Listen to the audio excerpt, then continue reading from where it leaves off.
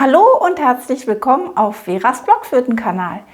Italienische Barockmusik, französische Barockmusik, was ist eigentlich der Unterschied und was bedeutet das konkret für euer Blockflötenspiel? Darüber reden wir in diesem Video.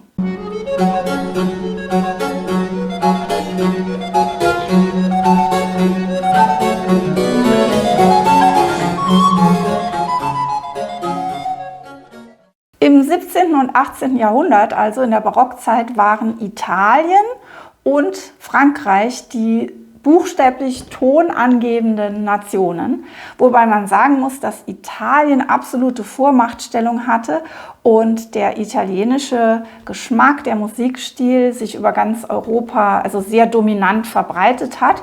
Und die Franzosen haben aber vehement an ihren musikalischen Traditionen festgehalten und einen ganz eigenen, schönen Stil entwickelt. Ich möchte euch einfach mal schildern, wie die Zeitgenossen, die Komponisten und Musiker der damaligen Zeit das auch wahrgenommen haben. Und da zitiere ich euch mal Johann Joachim Quanz, das war der Flötenlehrer von Friedrich dem Großen. Zwei Völker in den neueren Zeiten aber haben sich besonders nicht nur um die Ausbesserung des musikalischen Geschmackes verdient gemacht, sondern auch darin, nach Anleitung ihrer angeborenen Gemütsneigungen vorzüglich voneinander zu unterscheiden. Der Komponist Johann Mattheson schrieb 1717, der italienische Stil ist scharf, bunt und ausdrückend, der französische hingegen natürlich, fließend und zärtlich. Von den Italienern wurde beschrieben, dass sie ein feuriges Temperament haben, dass sie die Virtuosität lieben, schnelles Spiel, wilde Verzierungen. Zum Beispiel beschreibt Mersenne, der Franzose Mersenne, ein Musiktheoretiker im 17. Jahrhundert, 1636, dass die Italiener, so sehr sie nur können, die Leidenschaften, die Affekte der Seele und des Geistes darstellen. Zum Beispiel den Zorn, die Wut, den Verdruss, den rasenden Schmerz, die Schwäche des Herzens und mehrere andere Leidenschaften. Und dieses alles mit einer so ungewöhnlichen Heftigkeit, dass man meinen könnte, sie wären selbst von denselben Affekten ergriffen, die sie im Musizieren darstellen. Jetzt muss man dazu sagen, das hat natürlich ein Franzose geschrieben, der hat das vielleicht ein bisschen sehr drastisch gesehen. Im Gegensatz zur italienischen Musik hatten die Franzosen nicht die Absicht, durch überschwängliche Virtuosität und ein Solistentum zu überzeugen, sondern die französische Musik sollte divertierend sein. Sie ist sehr subtil und kontrolliert. Dazu kommen wir noch gleich, wenn ich euch die Verzierungen darstelle. Man könnte sagen, sie ist nicht so direkt und virtuos spektakulär wie die italienische. Noch ein Zitat von Johann Mattheson, der von den italienischen Geigern berichtet.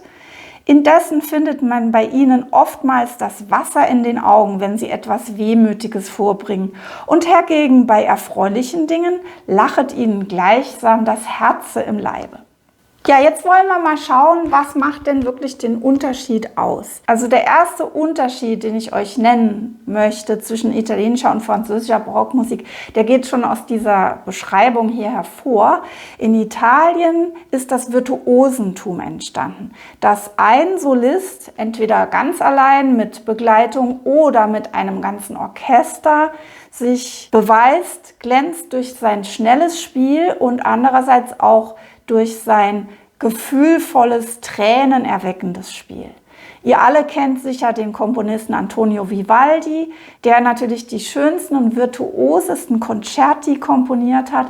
Da gibt es ja auch für uns einige auf der Blockflöte zu spielen. Das Piccolo-Konzert in C-Dur oder das Piccolo-Konzert in A-Moll.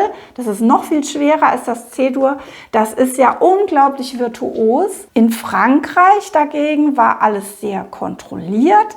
Der französische Cembalist François Couperin, der beschreibt zum Beispiel in seiner Cembalo-Schule, dass der Cembalist am Cembalo sitzen soll, den Fuß leicht nach außen gedreht, den rechten, und ein bisschen so zerstreut ins Publikum schauen soll, als ob er gar nicht anderweitig beschäftigt wäre. Also alles sollte in Frankreich leger und mühelos, aber dennoch sehr kontrolliert klingen. Das war also eine ganz andere Art zu komponieren und zu musizieren. Und nun kommen wir zu Punkt 2 der Unterschiede, nämlich die Instrumente, die verwendet wurden oder die beliebt waren. Und da kann man als Hauptpunkt nennen, in Italien war die Violine absolut die Königin der Instrumente. Die Violine kann unglaublich virtuos und schnell spielen oder ein Violinist kann unglaublich virtuos und schnell spielen und auch sehr gefühlvoll. Und die Italiener fanden, dass dieses Instrument der menschlichen Stimme am nächsten käme und auch der Gesang, der Sologesang, der Operngesang, all das war unglaublich wichtig in Italien. Während in Frankreich etwas intimer klingende Instrumente sehr, sehr beliebt waren, wie zum Beispiel die Viola da Gamba, die also ein bisschen aussieht wie ein Cello, aber Bünde hat und zwischen die Beine geklemmt wird und der Bogen dann von unten gehalten. Und das klingt sehr, sehr schön tief und grundtönig. Und wer schon mal Musik von Marin Marais gehört hat darauf, der weiß, wie unglaublich auch gefühlvoll das klingt, aber viel intimer als dieses nach außen seinen Schmerz hinausschreien, wie die Italiener das wohl gerne gemacht haben. Auch sehr beliebt war in Frankreich die Traversflöte. Da haben wir den berühmten Komponisten und Flötenlehrer Otte Terre, der auch ein ganzes Kapitel über die Blockflöte geschrieben hat in seiner Schule. Und dann gab es außerdem in Frankreich diese Mode, dass man ländliche Szenen musikalisch dargestellt hat. Also ihr müsst euch vorstellen, die Hochblüte hatte die Barockmusik in Frankreich am Hofe Ludwigs XIV., des Sonnenkönigs. Und da war alles sehr, sehr, sehr edel und aristokratisch. Und alle gepudert und mit Perücken und Stöckelschuhen und Korsett. Und dann hat man dort am Hofe musikalisch das ländliche Leben, das Leben der Bauern und Bäuerinnen musikalisch dargestellt und natürlich total romantisiert. Da waren dann solche Instrumente sehr in der Mode wie die Musette, zum Beispiel, die so eine Art Dudelsack ist. Diese einfachen Instrumente vom Land, die man dann benutzt hat und für die man komponiert hat. Und viele dieser Stückchen waren dann auch entsprechend einfach gestrickt, aber sehr schön und sehr subtil trotzdem. Als dritten Unterschied möchte ich euch nennen, welche Art von Stücken gespielt und komponiert wurden. In Italien hatten wir die Sonate oder das Konzert und in Frankreich hatten wir hauptsächlich die Suite. Also Sonaten sind Stücke mit mehreren Sätzen, meist 4 Sätzen in der Barockzeit, langsam, zum Beispiel Adagio, schnell Allegro, dann wieder langsam, Largo zum Beispiel und dann wieder schnell Presto oder etwas in der Art. In Italien also die Sonate oder ein Concerto, das ist dann mit Orchester, wo der Solist mit Orchester spielt, oder eine Gruppe von Solisten mit einem Orchester, einem größeren, das ist dann das Concerto Grosso und so weiter. Aber es ging immer um das Virtuosentum dabei. Und in der französischen Suite handelt es sich um Tänze, die man da spielt. Tanzsätze, so wie zum Beispiel die Gavotte, die Sarabande, die Allemande oder das Menuett. Und zu Anfang steht dann oft ein langsamer Anfang, ein sehr stolzer, langsam punktiert gespielter Anfang, eine Ouvertüre. Und in Frankreich war das Ballett unglaublich wichtig. Ludwig XIV. Selbst hat Ballett getanzt. Er hat auch die Sonne verkörpert in einem Ballett, weshalb er auch der Sonnenkönig getauft wurde. Und vieles ist hergeleitet aus diesem Ballett. Dann kommen wir zum 4. Punkt, die Verzierungen. Also in Italien hat man im Prinzip frei verziert, stand wenig da in den langsamen Sätzen und musste man sich ganz viel darum herum selbst ausdenken und konnte auch damit wieder sein Virtuosentum beweisen. Und in Frankreich wurden die Verzierungen eigentlich alle vorgeschrieben und genau kodifiziert. Das heißt, jeder französische Komponist hat eigentlich seine eigene Verzierungstabelle gemacht und mit den Stücken hinzugeliefert.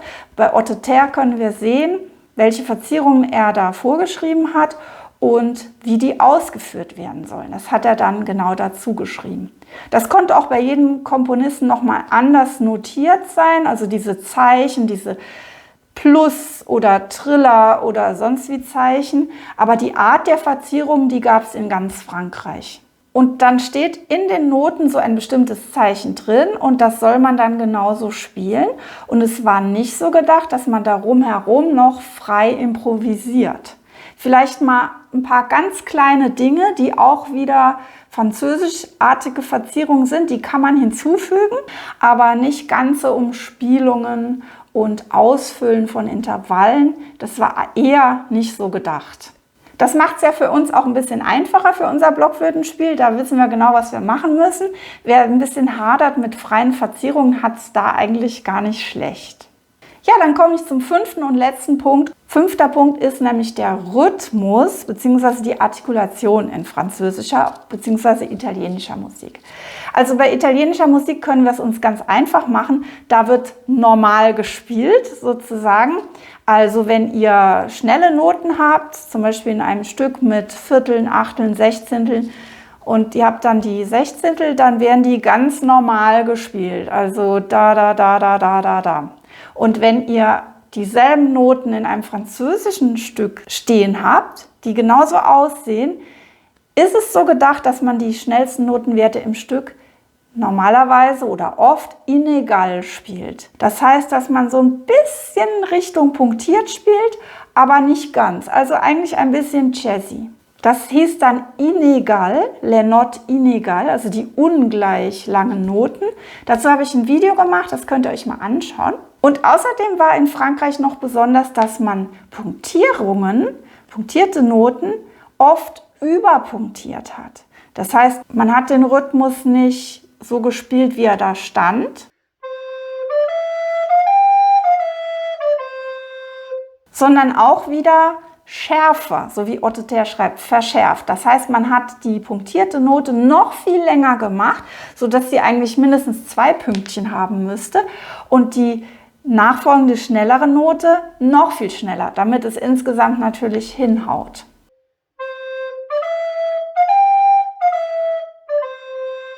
Übrigens gibt es demnächst von mir Live-Seminare, an denen ihr teilnehmen könnt, über diese französische Barockmusik, weil die so speziell ist, dass man da vieles im Einzelnen begucken kann.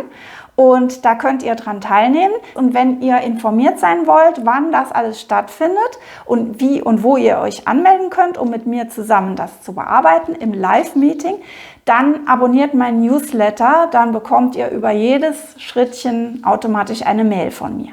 Das Ganze findet sich unten in der Infobox. Auf meiner Webseite flautodolce.info, auch hier unten verlinkt, könnt ihr sowieso alle Informationen finden oder ihr abonniert direkt den Newsletter. Ich hoffe, das Video hat euch gut gefallen. Falls ja, dann gerne einen Daumen hoch, damit sich meine Videos besser verbreiten. Und übrigens, falls ihr ganz doll Fan seid von Veras Blockflöten-Kanal, könnt ihr meine Videos jetzt auch mit einem kleinen Betrag finanziell unterstützen.